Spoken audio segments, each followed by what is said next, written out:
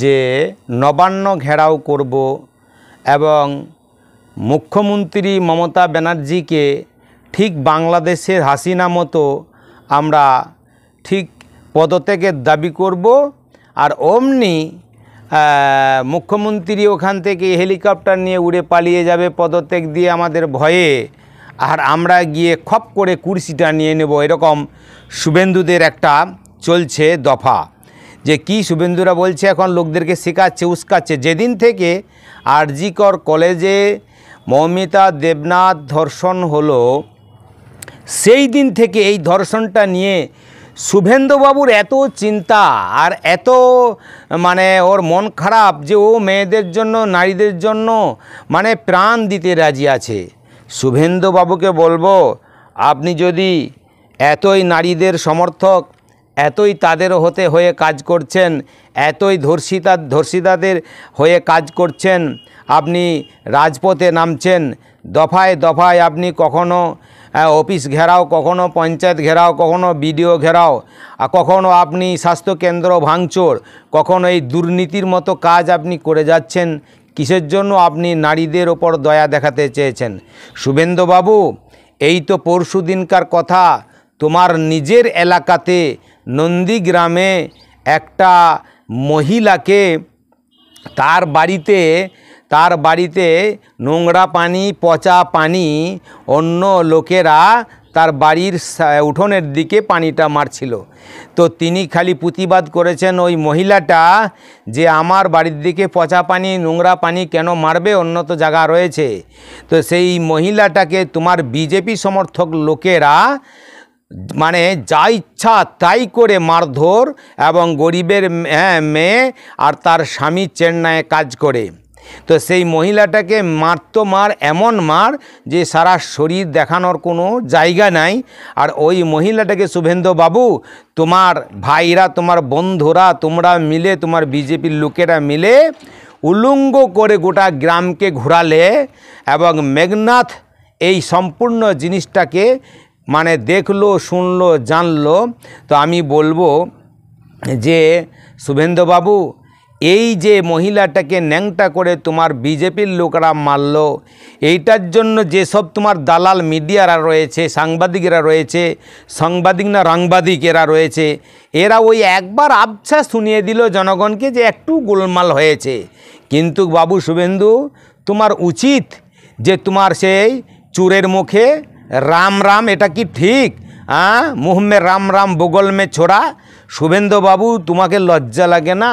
একটুকু তোমাকে হায়া করা দরকার ছিল। তুমি এমন একটা নির্লজ্জ, তুমি বিরোধী নেতা হিসাবে রয়েছো পশ্চিম বাংলায়, তুমি নাকি বলছো যে আমি নারীদের স্বার্থে লড়াই করছি।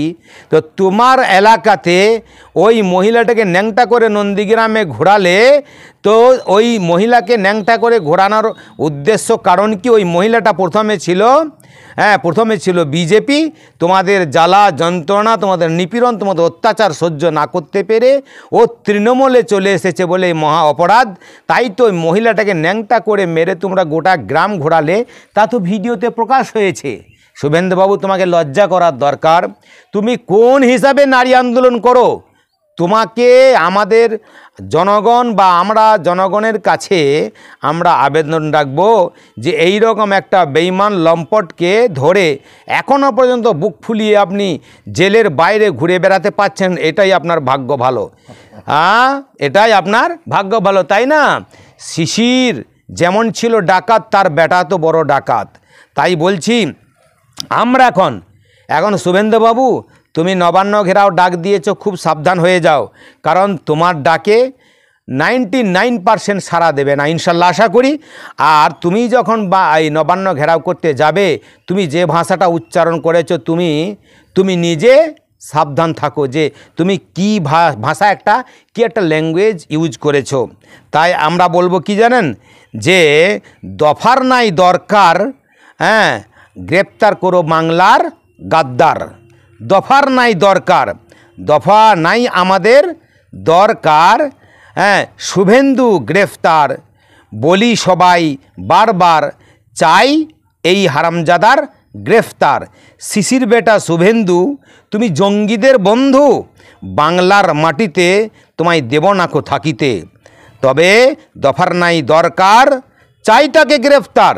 শিশির বেটা শুভেন্দু তুমি সন্ত্রাসীদের বন্ধু, বাংলার মাটিতে দেব না কো থাকিতে, রাজাকার রাজাকার তোমার চাই গ্রেফতার।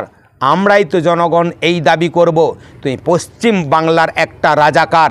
এই শুভেন্দুকে রাজাকার বলেই আমরা এখন বুঝছি, কারণ এই শুভেন্দু এই কদিন আগে বলেছে যে নবান্ন ঘেরাও করব সোমবার, যদি মমতা না পালিয়ে যায় তাহলে কিন্তু মমতা গুলি চালাতে বাধ্য হবে। ছি ছি ছি ছি ছি ছি। শুভেন্দু বাবু, তোমাকে বলতে এই কথাটা লজ্জা লাগলো না?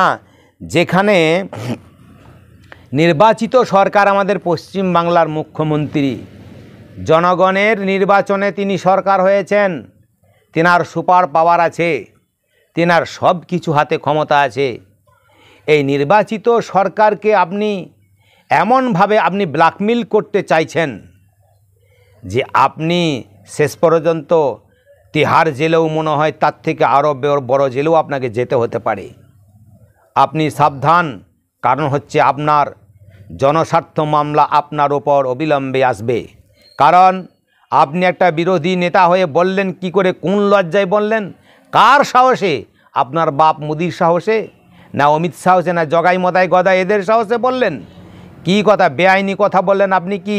আপনি কি খোদার খাসি, নাকি আপনি ওই মন্দিরের ছাড়া পাঁঠা যে আপনি এমন একটা ভাষা বললেন যে কি নির্বাচিত সরকারের বিরুদ্ধে নবান্নে ঘেরাও করব মঙ্গলবার, আর মঙ্গল গ্রহে গুলি চালাবে মমতা? ছি ছি ছি ছি ছি ছি। আপনার মুখে ঝামা ঘষা হবে ওই মঙ্গলবার। কেননা আপনি চেয়েছেন কি নির্বাচিত সরকারকে ব্ল্যাকমেল করে ওখান থেকে সরিয়ে দিয়ে লাশের উপর হেঁটে গিয়ে আপনি গদি নেবেন। আপনাকে লজ্জা লাগলো না? ঠিক আপনি হাসিনার ভাইরা ভাই, নাকি হাসিনার আপনি কোনো চাস্তো ভাই, না মামাতো ভাই, না হাসিনার সম্পর্কে আপনার কোনো রক্ত সম্পর্ক আছে? লজ্জা লাগলো না শুভেন্দু? আমি একটা কথা বলবো, তোমার লোক পেট্টিওয়ালারা অর্থাৎ বিজেপি আরএসএস, এই বিজেপিওয়ালারা, এই দেশদ্রোহী, এই বিজেপি দল রংবাদ দল, তো বিজেপিদেরকে সাবধান করে দিচ্ছি এই মিডিয়ার মাধ্যমে, এই ইউটিউবের মাধ্যমে। জনগণ আপনারা যারা শুনবেন শেয়ার করে দেবেন। মঙ্গলবার 27শে জুলাই বিজেপিকেই হবে ধুলাই। মঙ্গলবার 27শে জুলাই বিজেপিকেই হবে ধুলাই। আর আমরা দাবি করব দফার নাই দরকার, এই হারামজাদা শুভেন্দু যেন হয় গ্রেফতার।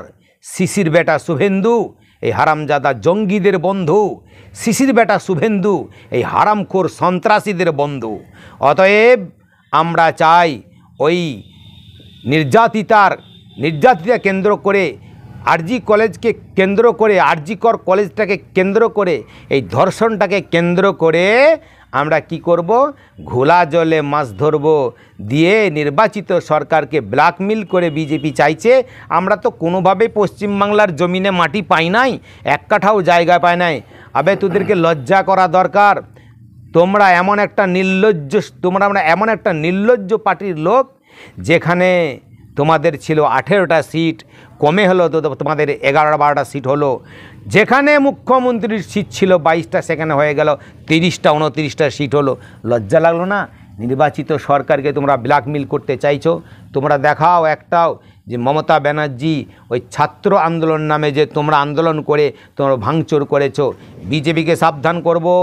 সন্দীপ ঘোষ বিজেপির একটা বড় নেতার নাম করেছে এই আরজিকর ধর্ষণ কাণ্ডে। সাবধান থাকুন, আপনাদের কথা গোপন থাকবে না। এক এক করে ধরে নিয়ে এসে ফাঁসির মঞ্চে আপনাদেরকে প্রত্যেকজনকে ঝোলানো হবে। দেবালোকে আপনারা খালি সময়ের অপেক্ষা করুন। কথা হচ্ছে আপনারা কি কাণ্ড করেন নাই ভারতবর্ষের বুকে? 80 পাকে 8 বছরে একটা ছোট্ট মেয়েকে, বাচ্চা মেয়েকে যে মন্দিরের ভিতরে গিয়ে ধর্ষণ করলো আপনাদের লোকরা, আর সেইখানে ওই মেয়েটাকে গলায় টিপে মেরে ওকে শেষ করে দিয়ে বলল